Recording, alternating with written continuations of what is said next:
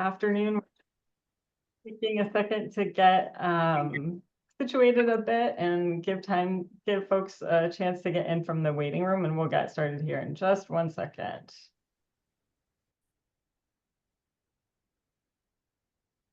Hi, everybody.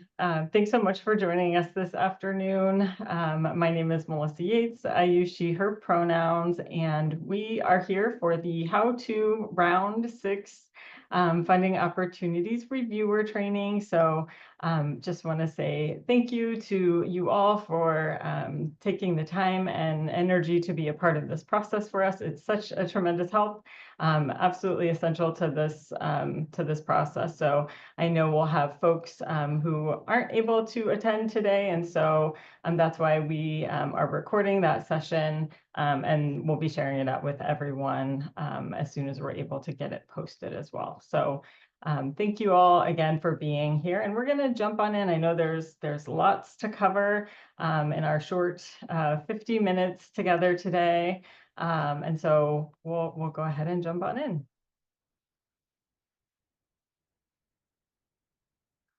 Just a few logistics here to get started. As I mentioned, we are recording the session, so it will be available for everybody to use as a resource. As we work our way through the training today, if you have questions, please feel free to add questions into the chat or reactions into the chat as well. You can also use the hand raise feature if you'd like to ask a question out loud. And, I know there's lots to learn, lots to cover, and we're here to learn together. And we also know that sometimes it takes a minute. We need some time to think about it. And then as we get into the training or into the actual review itself, more questions might come up. So we're going to make sure you have contact information to follow up with questions as well. So just, again, thank you all for being here, and really appreciate the time you're spending.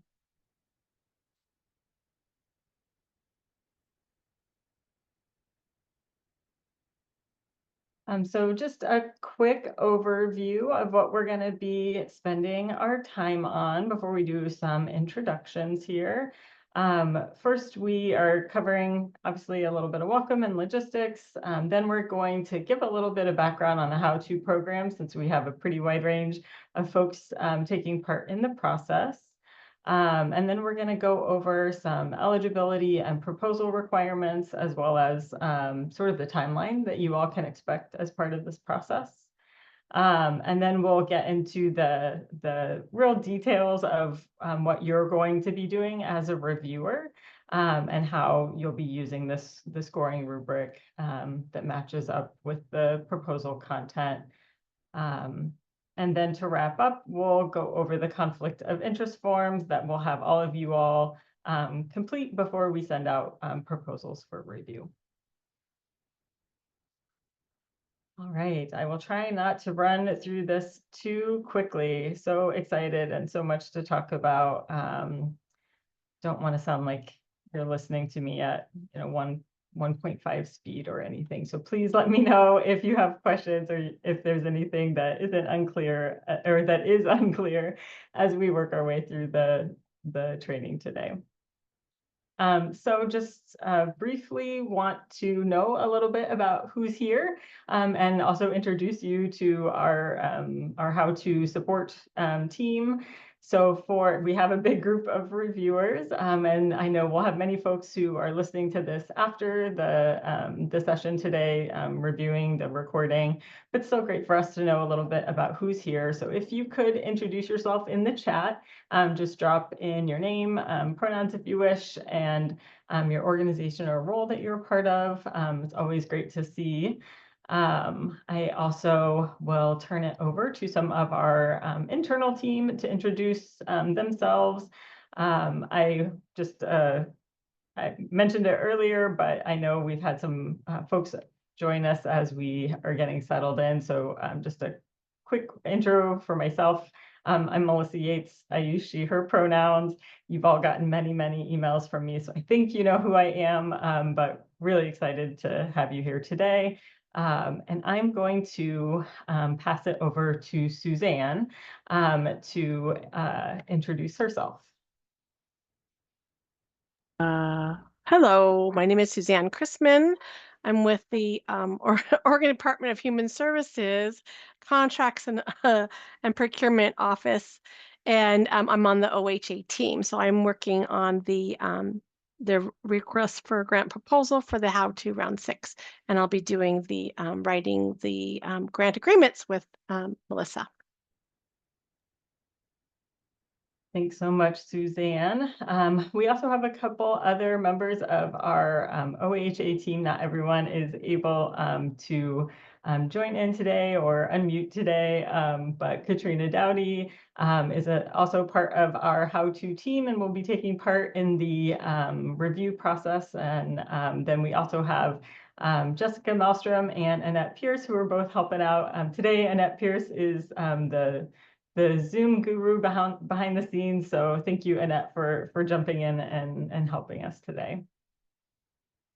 And thanks to everybody for dropping your info in the chat. It's always exciting to see just the size of the group. And I think we've got, we definitely have another about 20 reviewers who are also participating. So just to give you an idea of the scale and scope, we have a big group of proposals this time, which we're really excited about. And so we're really excited to see a big group of reviewers taking part as well.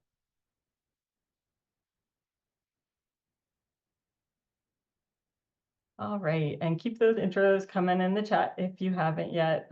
Really appreciate you all putting it in there. So I'm just starting off. It's easy to just jump into all of our content, but I wanted to just take a minute, take a pause to talk about a little bit of shared language. Some folks are more familiar with this process than others, and so just wanted to note a few things. We try not to jump into too many acronyms, but it is part of our world. So we will sometimes refer to the requests for grant proposals as RFGP. We also will talk about OHA or Oregon Health Authority. You've already heard me say many times HOWTO, but that's the Healthy Oregon Workforce Training Opportunity grant program that we're here to focus on today. Suzanne already introduced us to the Office of Contracts and Procurement, OC and P. And then something that can sometimes be a little bit confusing that we'll use interchangeably. Proposals and applications are, we're using those interchangeably. We have a request for grant proposals.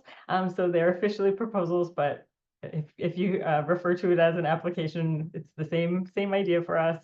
Same thing with review documents and evaluation documents. Sometimes we had questions come up about those being used interchangeably in the past. So just wanted to note it means the same thing for us in this context. All right. So as I mentioned, I know we've got a wide range of folks who are taking part in the process. And so just really wanted to, again, kind of give us a shared starting point. Never hurts to have some reminders, even for folks that might be more familiar. So just wanted to start with just a little bit of background on the HOWTO program itself.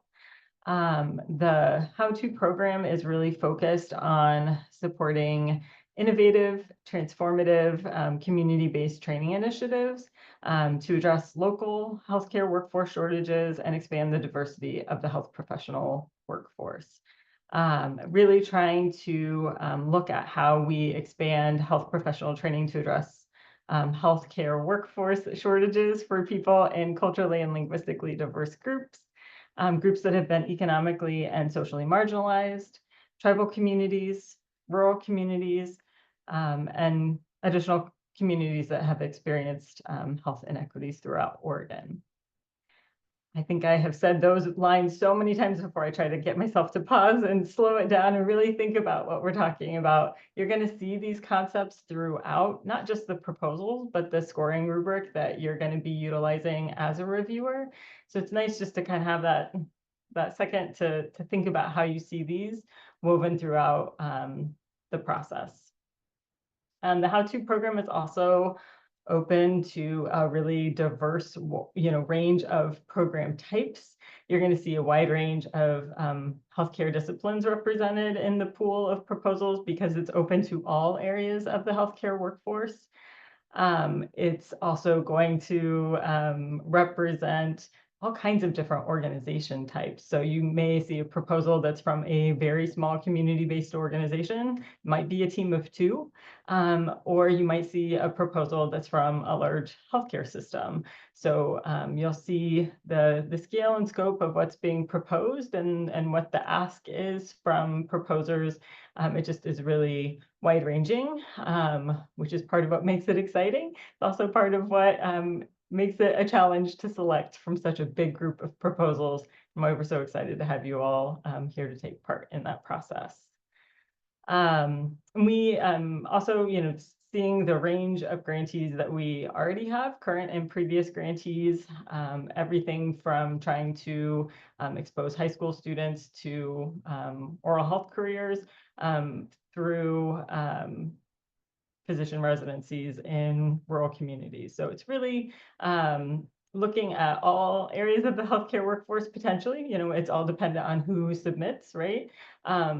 We tend to see a large percentage of the proposals are focused on recruiting folks into the healthcare workforce, but proposals can also look at how we retain people or how we help people to advance in their career path as well. So it really is wide-ranging in a lot of different ways.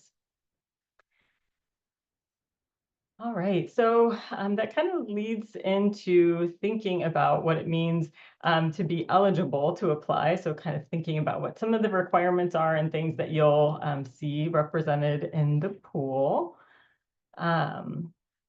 And first is just to note that eligibility for organizations to apply isn't dependent on a particular organization type or business designation. So it's wide open. Everybody has to abide by OHA's non-discrimination policy.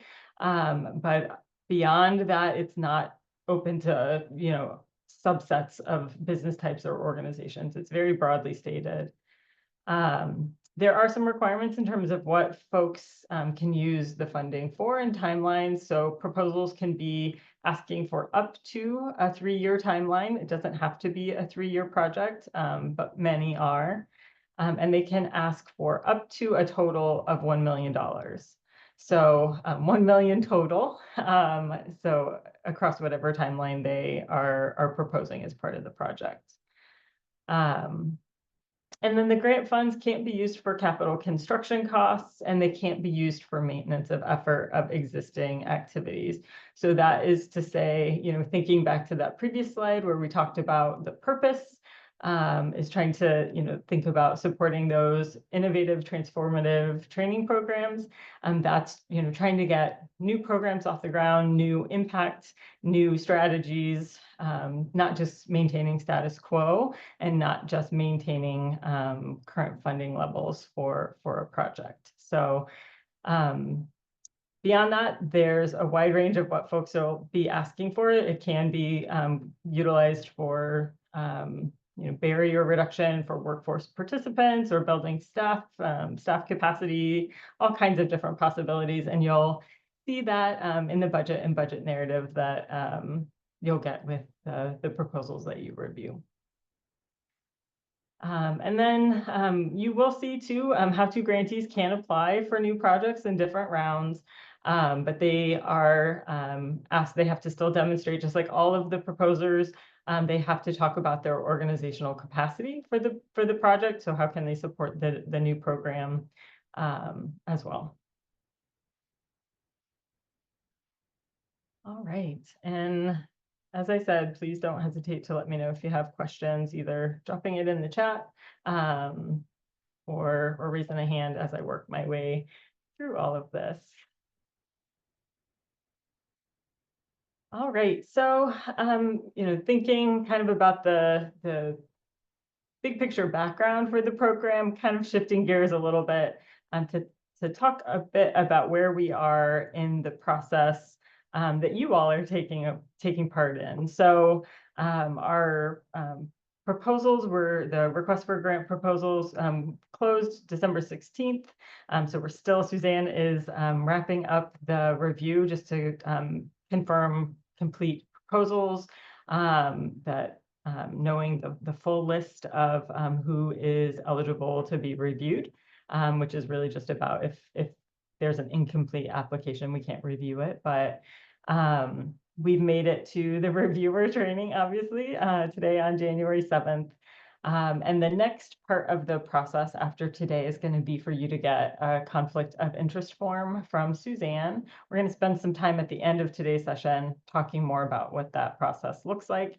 And that conflict of interest form is what kind of kickstarts the next part of the process. Once we have your conflict of interest form, we'll be able to share the actual proposals for you to review. So once we get that to you, we will get it to you by the end of this week. Having that turned around as quick as possible will help us get into that review period. And we are asking for review docs to be returned by the end of the day on January 29th. We have extended that a little bit. We had originally set in our outreach to the 23rd. We're still happy to get them done sooner if the getting it done by the 23rd works for you all better. But we did extend it a little bit just as we're working through this initial startup phase this week. So I'm just noting that's a little bit different, but still happy to do it on the original timeline if that works better for you all. All right, so this review process, getting the reviewer scores is obviously such a crucial part of the process for us to determine who's going to be our next round of HOWTO grantees. But we also wanted to share a little bit more about the selection process overall. So you kind of see how the scores fit into the selection process. So every completed proposal gets 2 reviewer scores. So you and one other reviewer will be completing a scoring rubric for each of the proposals. In addition to that, there's a HOWTO program review score. And both of these have scoring rubrics. They're called document 4 and 5, and they were included in the request for grant proposals so that our organizations that were putting together their proposal, they could see in advance how they're going to be scored. And so we'll be using those same rubrics as part of the review process that you all will be taking part in. Then once we've got those 3 scores, all 3 scores stay visible throughout the entire process. We don't just, do an average or throw them all together. We keep the individual scores visible throughout. And in addition to those 3 scores, we send out full proposals to our recommender panel. The recommender panel utilizes that information, the scores, as well as all of the comments. We're going to be talking about how important the comments that you include along with your scores are. I will probably say that like 17 times before the next 20 minutes are over, but the scores, the comments, and the full proposals are used by our recommender panel to help in the actual selection process. So the recommender panel includes representatives from Oregon Health Authority, from Oregon Health and Science University, which is our partners. They're our executive sponsors for HOWTO. And then in addition, we have Oregon Health Policy Board liaison, a representative from the Healthcare Workforce Committee, and then our HOWTO team support of that committee. And so they are able to then use all of that information to take a holistic look at the proposals and kind of utilizing that statewide perspective to think about how we juggle. First, that we don't have as much money as we want, right, to fund 100 proposals. We have $9 million to award this round. We just had $3 million to award in the previous round, so we're excited to have more money to hopefully get to fund a larger percent of the proposals. But they're going to be looking at both, what are the funds that we have available? What's the regional distribution of the top projects that are part of the pool? And what are the different healthcare disciplines that are represented? And so using all of that information to help us in selecting the awardees.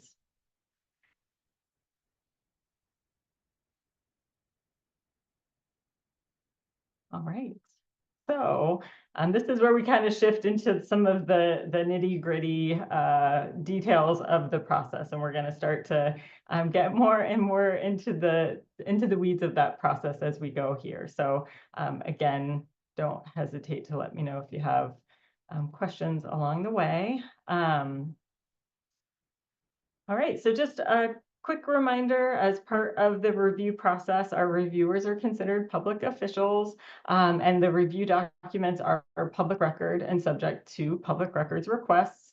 We also provide the score sheets back to the proposers. So they'll see the score and the comments that you add to the document. We don't include reviewers' names, but they'll get the comments. So it's a really important part of the feedback as well.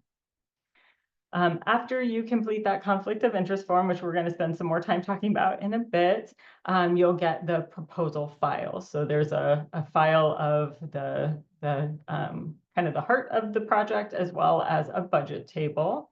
And then you're also going to get an Excel file from us that has one tab for each of the proposals that you're going to review. I'm going to screen share that Excel doc here in just a bit, so you'll be able to see exactly what to expect. But there will be one tab per proposal. We're expecting to have 3 to 4 proposals for for each reviewer to score. I'm still drumming up some last minute reviewers, hoping to get it down to 3 per reviewer. But right now it's looking at 3 to 4. We'll also share the request for grant proposal document with you, just so you have it for your reference, if you have any interest in seeing that. But the core of it's going to be those proposal files and the scoring rubric. So really, as you get started, what I would really recommend is that you start with reading through the rubric criteria rather than looking at the proposal first. So orienting yourself to the rubric criteria, what you're going to be looking for, how you're going to be scoring the proposals. I think that then gives you more to kind of hone in on as you are reading the proposal itself. All of the boxes in the scoring rubric do need to be filled in. And again, thinking about how much time and energy organizations are putting into this process, and how helpful these comments are for us to provide it provides the context, what the number means to you. We really do pour through all of these comments as part of the process. So really important to have those. You can use an NA and not applicable if you don't have specific comments to add. But our hope is that there's not a ton of that, but especially if you're giving a low score, please don't use NA as your comment, like what was behind, what's missing for a low score. The other thing I really wanted to note, and we talked about this to proposers or potential applicants when we were doing our info sessions, is that as you're looking at the scoring rubric, really keep an eye out for how it's evaluating the workforce approach behind the proposal, right? We're a workforce training opportunity grant program, so the emphasis is on the workforce. And I think both as organizations trying to meet a need, and sometimes as reviewers, folks can get lost in the patient need, right? There's so many compelling, urgent patient needs. How do we increase care, access to care, the types of care that are available? And that can be a part of these proposals, but how we're evaluating is also looking at how they're approaching the workforce need, right? So how are they approaching whatever the community healthcare workforce shortages that they're trying to improve. How does the workforce approach support that, right? Not just that there's an urgent need, but that there's an intentional workforce approach behind how they're wanting to improve that. And I'll call that out in the rubric a couple times too as we move ahead. Again, it's not just the scores, the comments are really important. As you've heard me say, the recommender panel is going to utilize those to help us in making the funding decisions.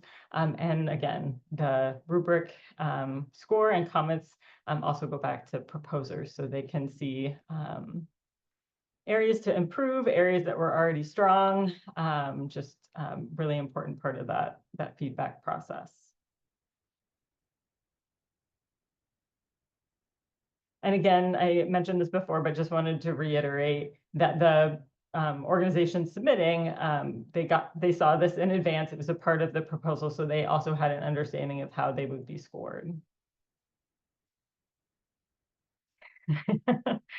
A theme.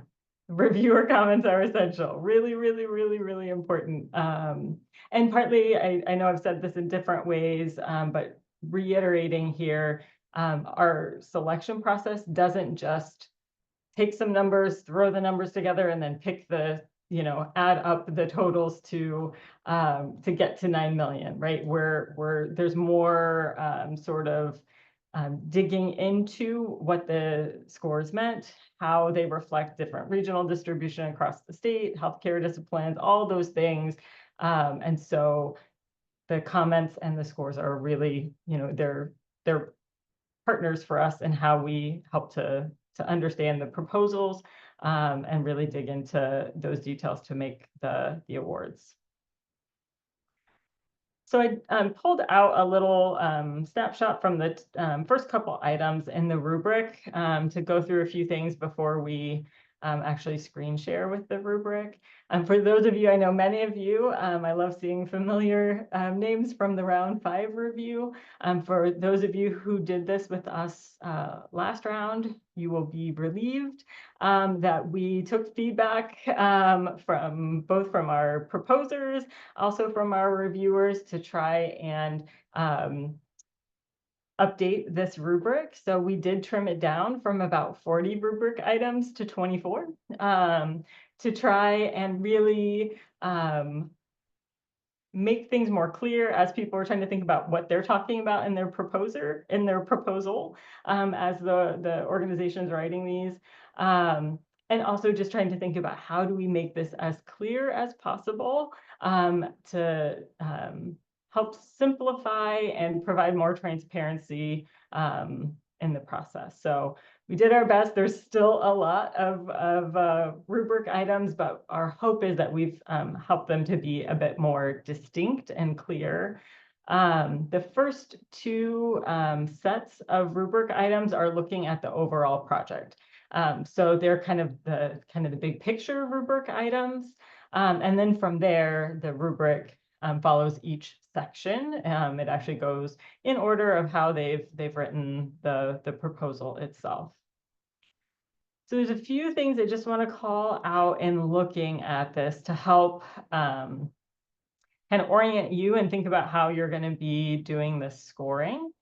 The first is this. So across the top, it's telling you kind of what do each of these score categories mean. Over here on the right side, we've got 4 columns, one where you're going to enter scores. And in that column, you just enter the number. It's going to auto tally the score at the bottom. And we've got 3 columns here for you to add concerns and weaknesses, assets and strengths, and then the 3rd column is questions or additional comments. But with each of our scores here, we have the first one is does not meet the criteria. Second is it partially meets the criteria. Third, it accomplished it, it met the criteria, or it excels or is excellent in meeting the criteria. And one of the things we kind of heard from folks in the last round is sort of this distinction between what does the top score mean? And we really want to call this top score as the score that's representing that excellence, right? It excels, it has gone above and beyond meeting the criteria. And so we have reiterated, oops, sorry, my brain wants to be in the Excel doc because I've spent so much time in there. But so that distinction between meeting the criteria, they've done it, right? Like, so this first one is proposal is innovative in its approach to addressing a healthcare workforce need, right? So the workforce piece there again. If the proposal is innovative, that means they met the criteria. In this case, that's a score of 3. So we've included the numbers and what they mean all on the same doc. For those of you who did round 5, we had you toggling back and forth across a couple of different documents. So we've included it so you'll see right there, and do I think this proposal is innovative? That's a score of a 3. If this proposal utilized an exceptionally innovative approach, right? There's something that really stands out in that innovation, that's a score of a 5. Something that is unusual that we do, but it's kind of our way of weighting some of these different categories and areas. You'll see here we have scores of 0, 1, 3, or 5. So those are the numbers you choose from and putting in your scores. So that just means score of 2 or 4 is not possible on this one. We'll see this a little bit more in the Excel rubric that I'll screen share in a second. So really just wanted to call that out, that idea of meeting criteria. That's that green column that you'll see highlighted in the rubric versus excelling in meeting that particular criteria. And again, the comments are going to be an important part, both for us, but also for the organizations getting this feedback. So before I screen share, I just wanted to show you, I was going to say briefly, but this doesn't look brief in any way. This is just showing you kind of what the proposal content is. And so you'll see this represented in the rubric itself. These are the headings you're going to be seeing in the proposal itself. I just wanted to, again, kind of give you a little way to orient yourself when the documents suddenly land in your inbox. So the first part is the proposer information form. No matter how many times I say proposer, it just does not roll off my tongue very easily. But the proposer information form, it can look very long. A lot of what is included in that, we're asking them for some information that is part of our how we look at regional distribution, like what counties are they working with, where will their workforce, their staff be, we're asking them for some organizational information. There's just 3 rubric items. And so for you as reviewers, again, starting with that rubric and then looking to see what you're being asked to pull from to evaluate the information form. It also kind of, it has the abstract, so it can give you an overview as a starting point of what they're telling you as a summary of their project. Then there's the project narrative, and this is really the heart of the proposal. We told them a suggested length of 15 pages. Last round, we actually had page maximums, and so folks were getting eliminated based on if they went over page limits, even, and so we did revise that strategy this round. So folks may go longer or shorter, but we tried to encourage them that more is not better, right? So what do we see in the narrative to address the rubric items and the questions that we're trying to get at? The other thing I just wanted to note here is that the organizations submit letters of commitment if they have partners who are taking part in the project with them.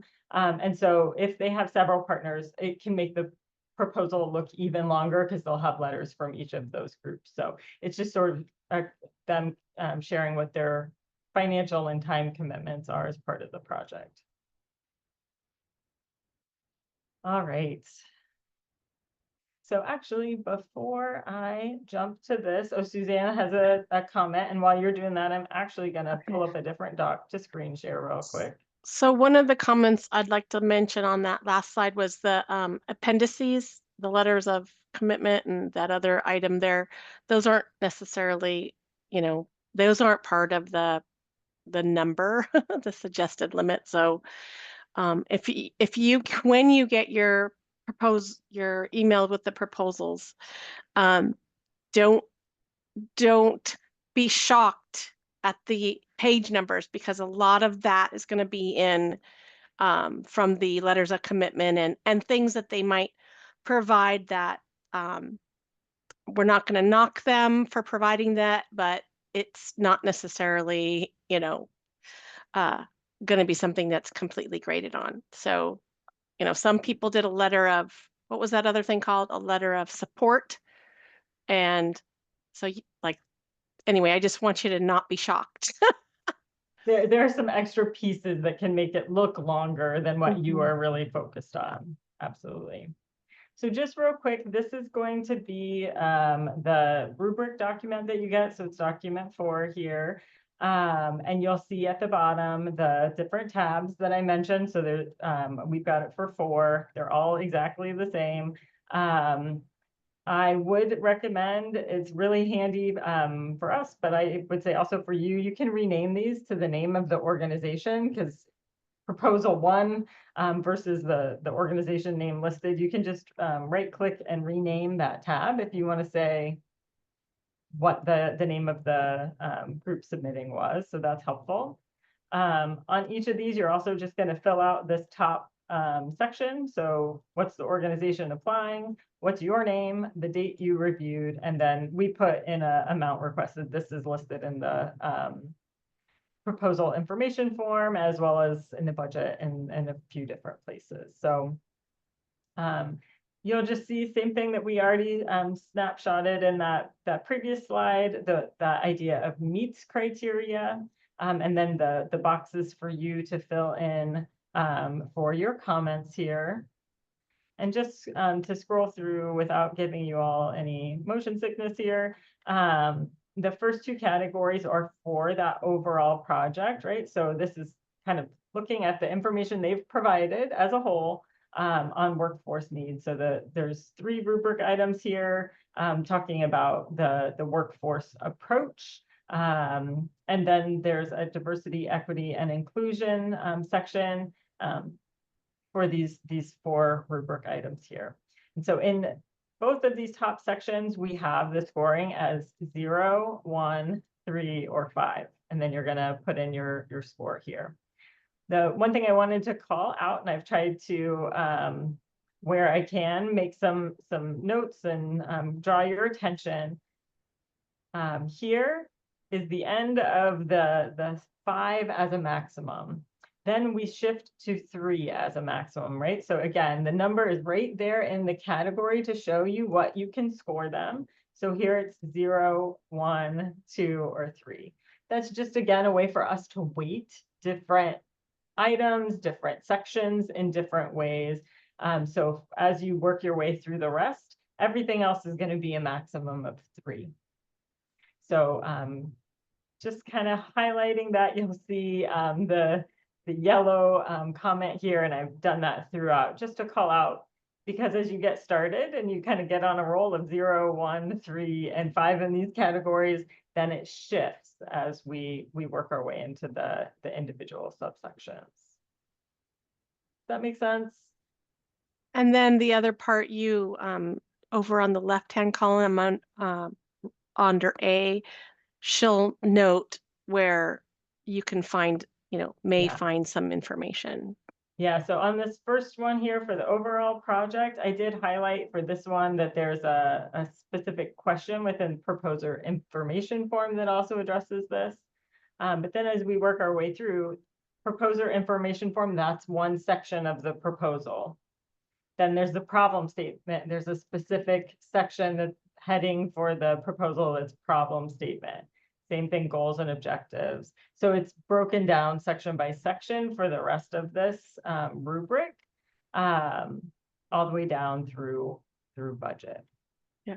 So the other note for that item is the proposal information form is a form that they filled out, but everything else is their own document, and they were supposed to combine everything into one document other than the actual budget table. The budget narrative is part of this, but the actual Excel file that you'll look at is separate.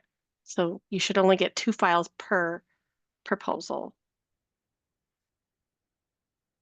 Thank you for that, Suzanne. So I'm just keeping an eye on time, which is flying by here. So just a couple reminders before I hand it over to Suzanne. Hopefully you all can see my PowerPoint again.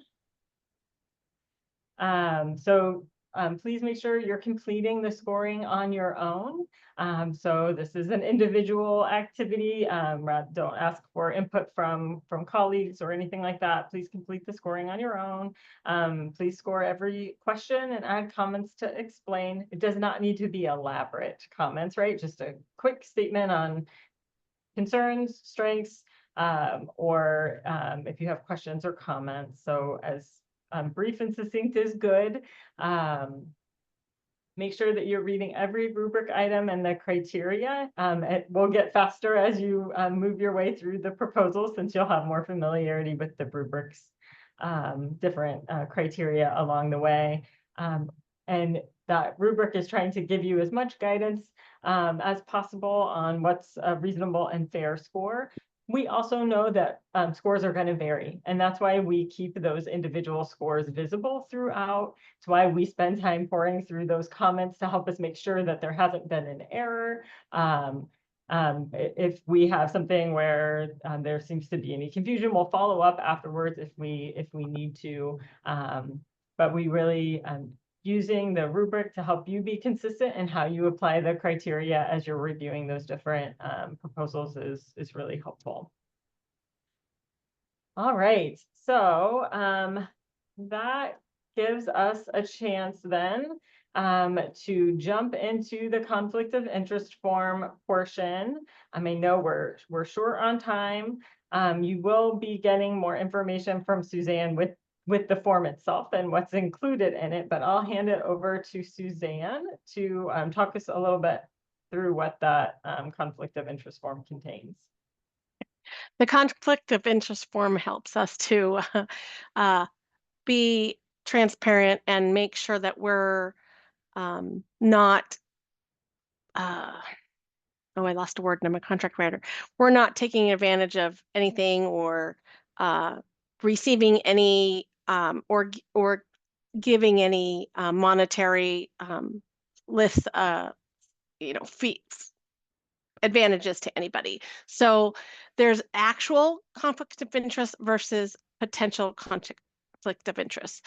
The difference between the actual and the potential conflict of interest is determined by the words would and could. So an actual conflict of interest, I'm having a problem with that word, you're having a problem with the proposal, is when the public official participates in action that would affect the financial interest of the official's relative, or a business with which the official or relative of the official is associated.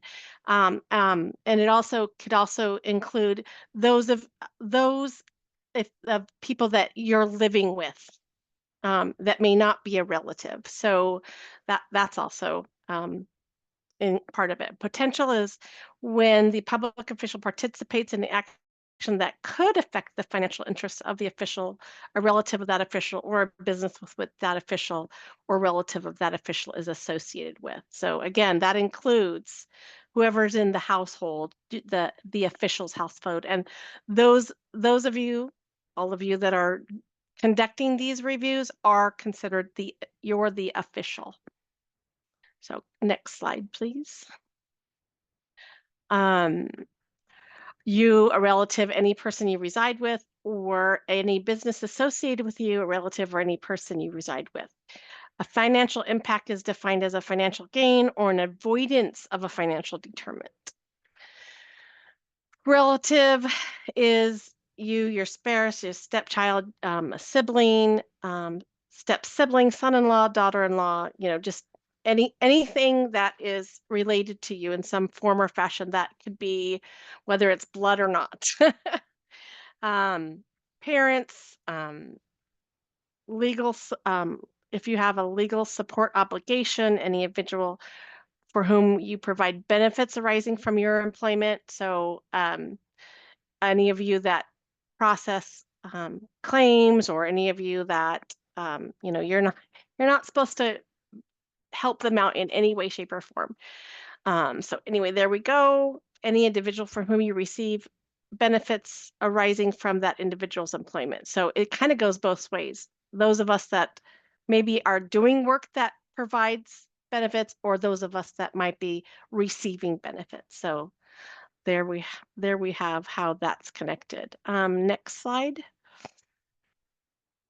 Well, that's me. So you'll be receiving, as soon as I'm finished with these by the end of the week, you'll have the conflict of interest letter. It's a 3-page document. Um, you'll get a list of which proposers that you'll be reviewing, so that you can identify whether you have an actual or potential conflict of interest. There's a couple of check marks. You'll have to sign it. You can either sign it, with in Word, or you can do a Adobe a PDF signature. Just make sure you check the boxes and put your name, your title, and of course the date, and then you'll send that back to me. With that form, I will send the RFGP. Whether you want to dig into or not, it's up to you. But I think the rubric is very self-explanatory. The other thing I don't think we mentioned is that if you have any questions, you're not talking amongst yourself, but you'll email Melissa as far as the content of the proposal, the program type of things. But I will be included. You'll include me on any of those emails. So did I miss anything? No, I think you covered it. And I would just note, we'll be using the HOWTO team email as just a way to help us manage with the shared inbox and keep records of all the questions and everything. So if you can use the howto.grant.program email address, and just, copy that and Suzanne, and then that helps us to make sure we keep track of all the questions and make sure we get a response back to you as quickly as we can. There's one question in the chat.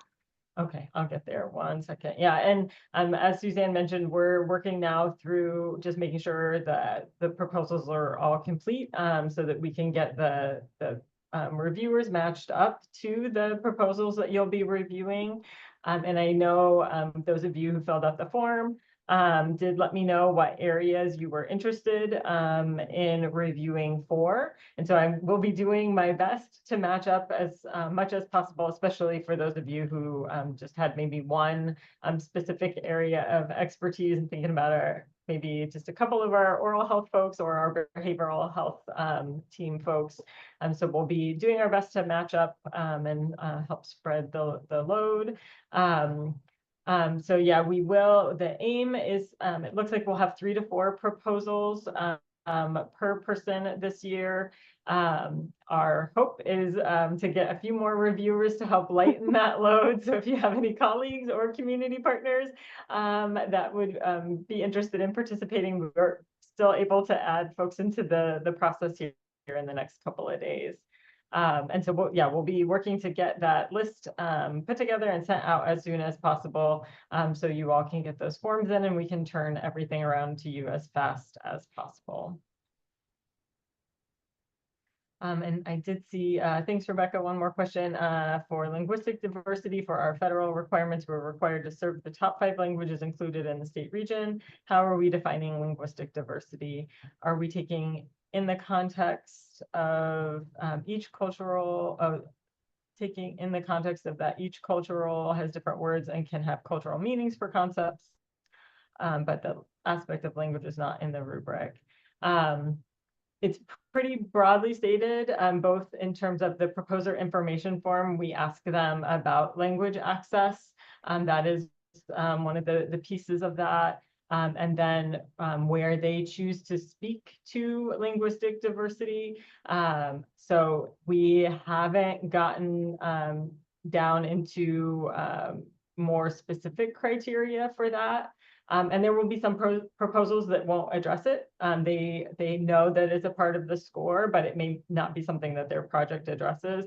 And so that's one of those pieces where just if they don't address linguistic diversity, then that would be just making sure that the score you select there reflects that as we're working our way through. So I think I'd like to add to that, correct me if I'm wrong, these are not funded by any federal funds. correct, yes. So that level of specificity, I don't think is going to be needed for these reviews. As far as, do you see I'm getting it based on the question? Yeah, But the federal requirement, like for service. So if they're providing any service, for example, like a federally qualified health center, they should be meeting the bare minimum, which is the bare minimum, which is 5 languages, or at least know the 5 languages, have language lines, for example. And I understand what you're saying, Suzanne. I'm just trying to understand where our values align, plus what the sentence is saying. Absolutely. Yeah. So I would say we'll have some folks who do provide like direct patient service. And so like you're saying, there's specific requirements on how in those environments they provide language access.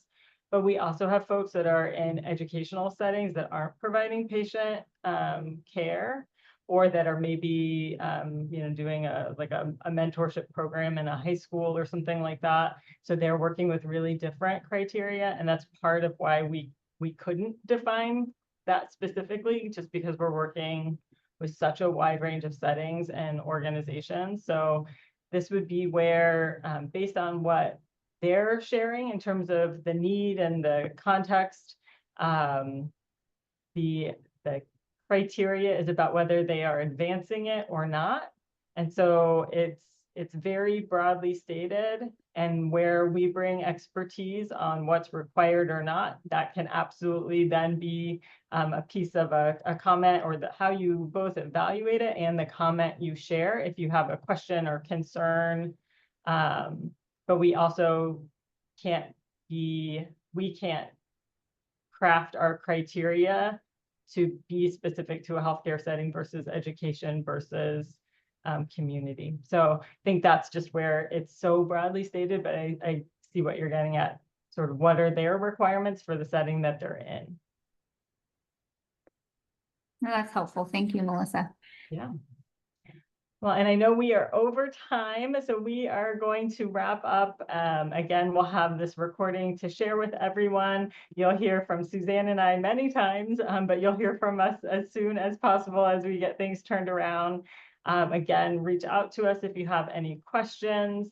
And again, really appreciating all the time and energy that you're sharing with us to take part in this. The rest of the time commitment will be about completing the forms, the conflict of interest form, and then the time you spend on the proposal. So there's not an additional meeting to add an additional time commitment. We really trying to focus the time and energy on the reviews themselves. So for those of you who did this last round, that's another change, just as you think about the 3 to 4 proposals. So I'm trying to think about how we direct the time and energy towards the proposals themselves. So thank you all again for being here. Let us know if you have questions as follow-up.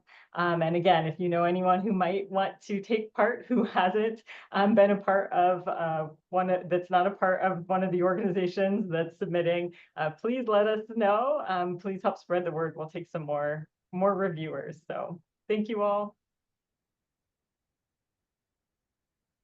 Thank you, Melissa. Thank you, Suzanne. Thanks, Rebecca. And that, would you be